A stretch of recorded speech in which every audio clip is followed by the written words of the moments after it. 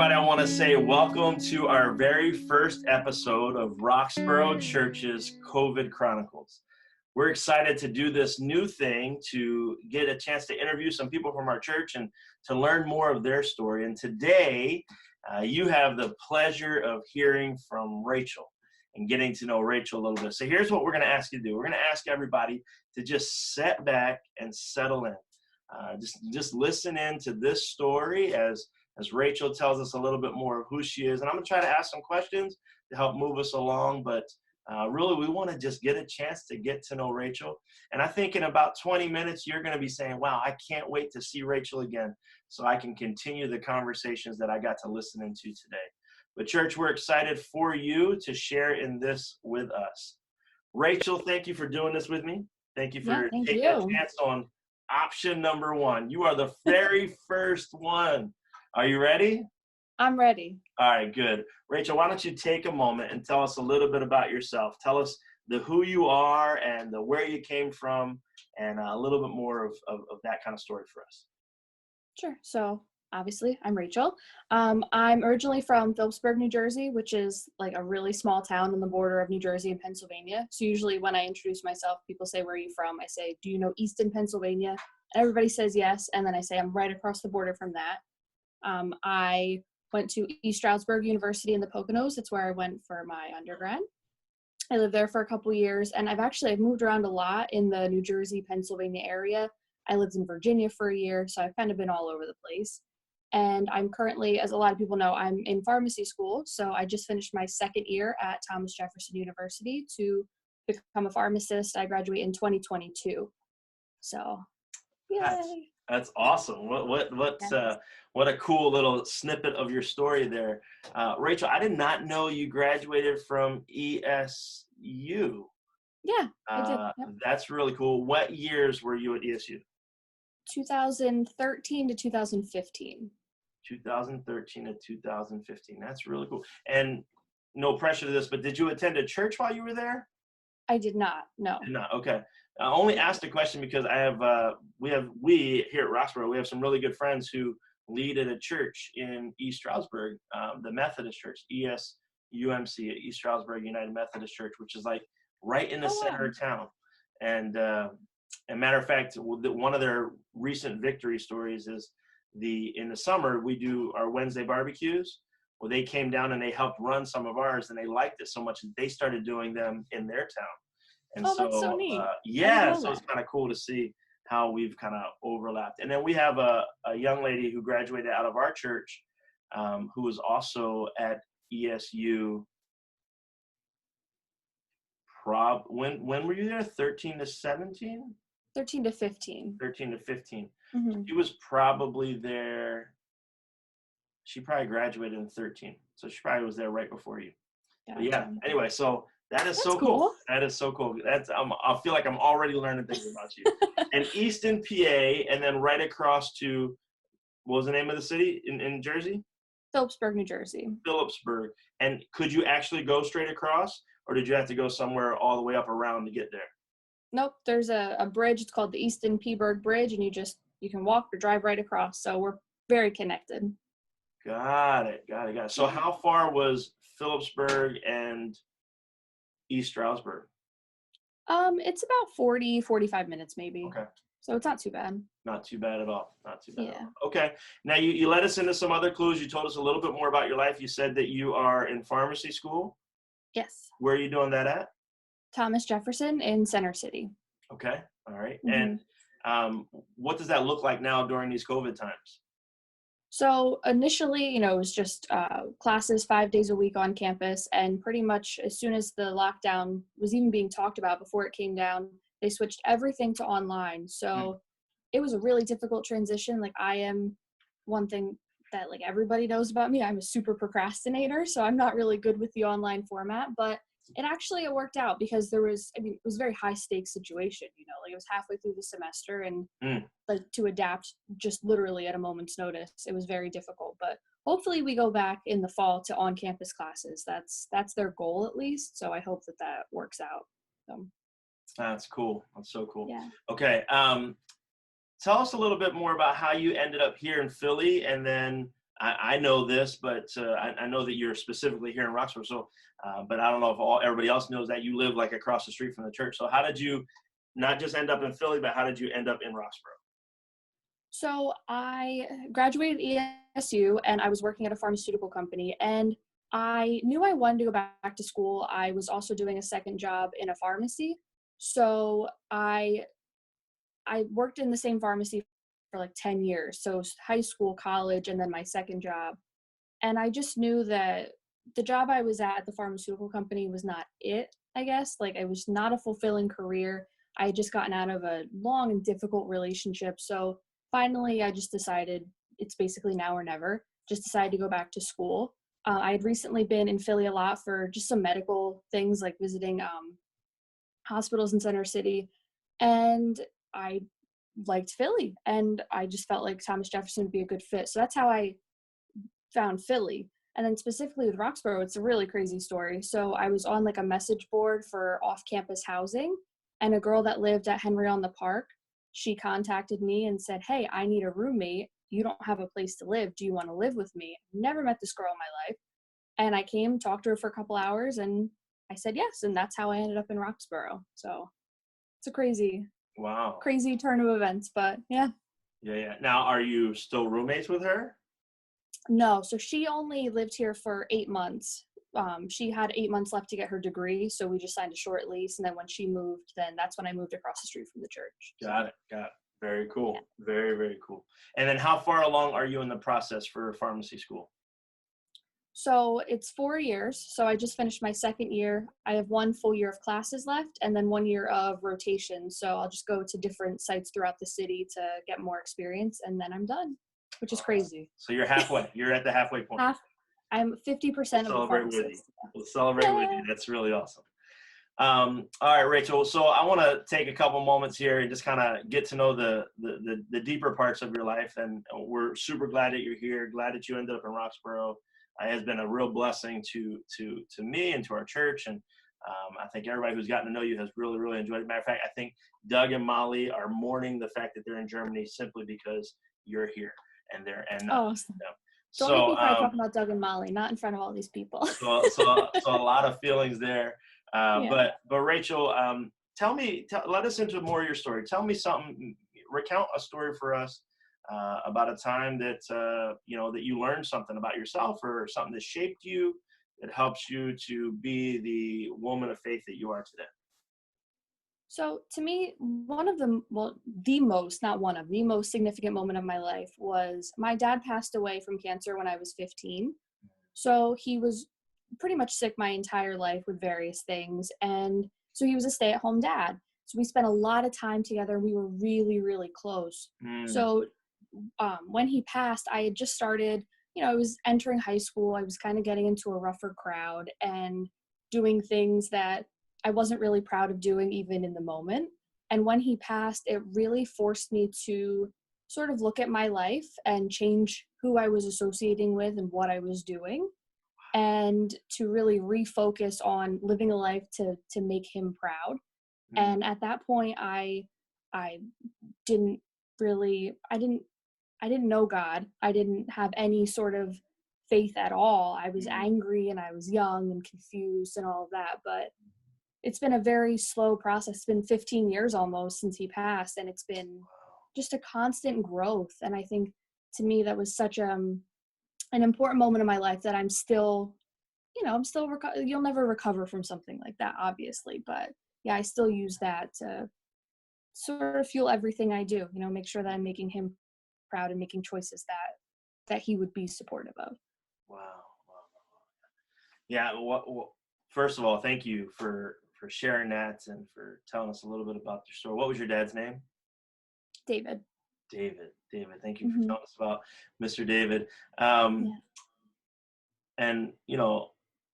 you're right. How do we ever recover from losing someone who is so significant in our life?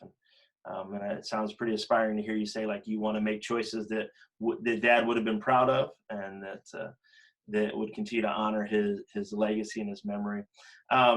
Tell me a little bit about how the transition of, I want to honor Dad and his legacy, and I walk in a relationship with Jesus. How do you live in that balance, or how did that come to be?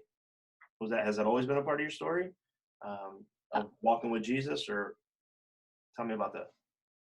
So I grew up in the church. My grandmother, so my dad's mom, she was a deacon at a Lutheran church that we went to, and she passed when I was in like fourth grade or something, and then we didn't really go to church after that. And so when my dad passed, like I said, I really was not looking for a church. I wasn't trying to find Jesus in any way. And it wasn't until, like I said, I was in my last job. I was in a very unfulfilling career. Like I said, I left a difficult relationship, and I realized I was just missing something. Like there was a piece missing, and I didn't really know what it was. So I actually, at that last job, I have wonderful friends that would talk to me about the gospel and really just told me their stories, gave me their testimony, and it was really, really inspiring. And yeah, I just realized that I think the best way to make my dad proud is, he knew God and he grew up in the church, and to now have this bond with him all these years later, like it's very, very special. Wow. That's really cool. Very, very cool. How did you end up at Roxborough Church, and why? And what? How did you end up here, and why are you still here now?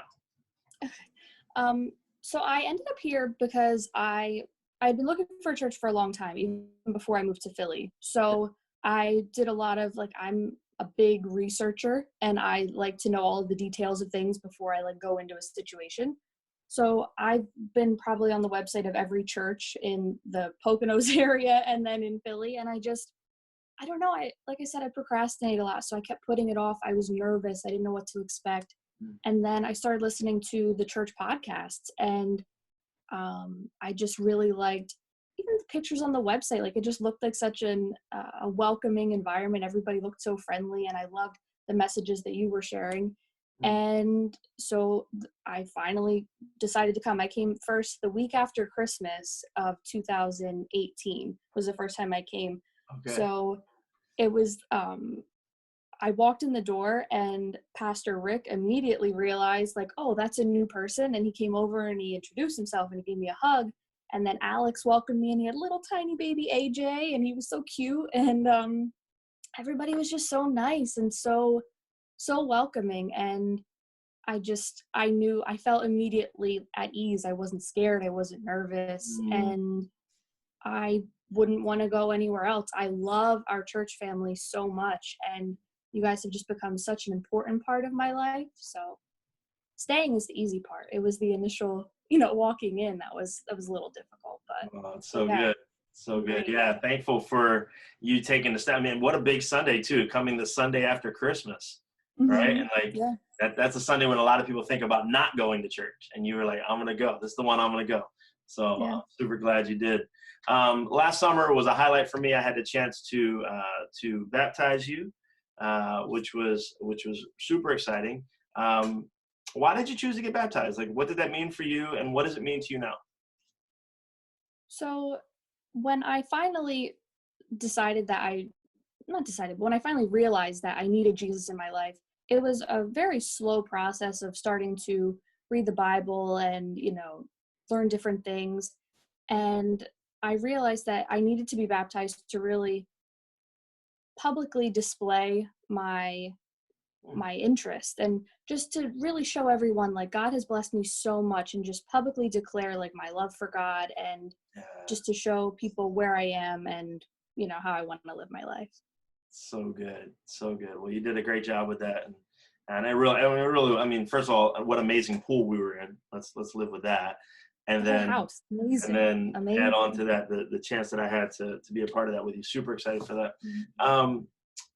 We only have a couple minutes left, so I want to give anybody who's going to listen to this just a chance to get to know Rachel. So I'm going to rattle off some questions, just kind of spitball or however you would say that, quick fire answers. Sure. What is something you just would love to do? I would love to be able to open my own restaurant, like this is crazy and I didn't even know this is what I was going to say. I love to cook, but I'm not really that good at it. And it's just something I really enjoy, and I like all different kinds of food. So yeah, if I could really do anything, like I love to bake and cook, so I'd like to do something like that. Got it. I'd eat at your restaurant, so do it. What is something you actually love to do now? You just said you love to cook, so tell us something else that you love to do now. I love to knit. I love it. It's one of my favorite things. What have you, Yeah. tell us something that you've knitted. Yeah. Knitted. You're the first time. I usually I like to make things for other people. So I've done like baby blankets, and then like mittens and scarves and things like that. Yeah. That's awesome. Hats. Okay. Hats are hard, but I've done some hats. Okay. All right. There you go. Where have you traveled that you would recommend somebody else check out? So I left the country once. I went to Scandinavia, and I really recommend just leaving the country, because then when you come back, you realize like all of these things that you don't realize right now are important, like just silly little things. So I think just leaving the country in general will be my recommendation.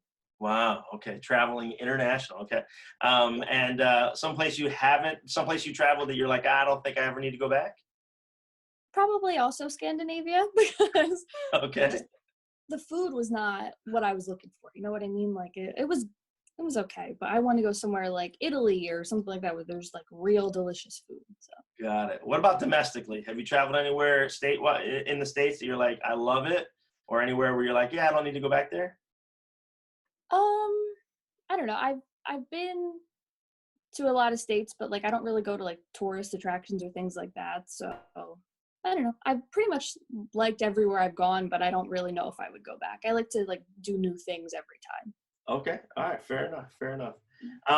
What are you learning right now about God?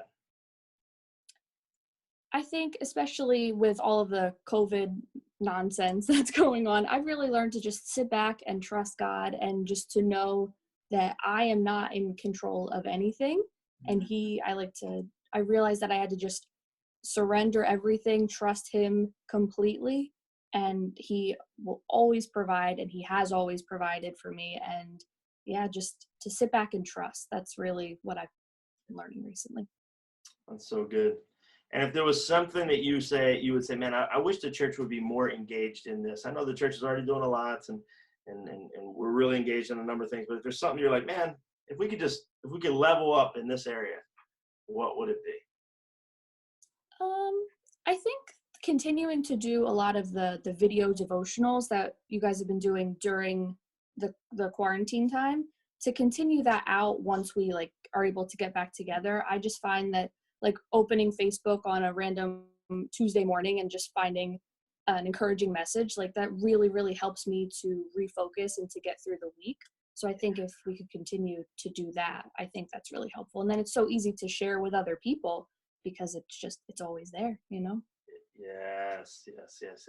I think that's a great example of ways that we're going to need to evaluate in the days going forward, of just of the things we discovered during our time of sheltering in place. What are the things that we're going to be able to say, let's keep doing this, because we realize the great value that it brings. And I think there will be some of those things. I don't know which ones they will be, but we'll take that into account, Rachel, and maybe you'll help us to shape some of those things. Maybe you can add on to the devotional days. Maybe you can pick up a day for us in the future. That would be really cool. Rachel, was there any question you wish I asked that I didn't, that you would be like, man, like I've been dying to tell people this, just ask it anyway? I don't know. I guess like what's my favorite food? It's pizza. So if you ever want to eat pizza, I'm your girl. I love pizza. So that's all. Any specifics around the pizza? Like, are you just, I love pizza, or do you like your pizza a certain way? Do you have a favorite pizza place? My favorite pizza place is NYPD in Center City. It's on 11th and Walnut, I think. Okay. They make delicious pizza. They're from Brooklyn. I just like pizza that's good. That's all. Yeah. Got it. All right. Just Very pizza. cool. You don't care about toppings or anything? I like peppers and onions is my favorite pizza topping, but no meat. That's another thing. Learn about Rachel. I don't really eat a lot of meat, so I don't eat meat on my pizza. So supreme pizza without the meat. You're in. Got it. Okay. I'm in. Yes. Got it. Yeah, we ordered peppers and onion pizza the other day, and we went and picked it up, and we asked for a half peppers and onion pizza, a pizza with half peppers and onions, and they gave us half of the pizza had peppers and half of the pizza had onions. It wasn't Yep. what we imagined, but it's probably what we said, and so we got it anyway. And It's probably delicious too. it was delicious. So, well, Rachel, I want to thank you. You have been, like I said at the beginning, I say it again, you've just been a joy to have in the life of our church, and to get to know. I've gotten to know you through Bible studies, through small groups, through time with our families, even through walks on the COVID times with our families. We were socially distant and wore masks mostly, and it was really cool. It was really cool, and so we're thankful for you. I hope that Roxboro is a place that you can call home for a long time. And I hope that everybody listening out here gets to know Rachel the way that my family has. So, Rachel, thank you. Thank you for doing episode 1 with us. And hopeful that there are many more episodes to come. I hope so too. Thank you so much for everything. I really appreciate it. All right. God bless. I'm going to stop that now.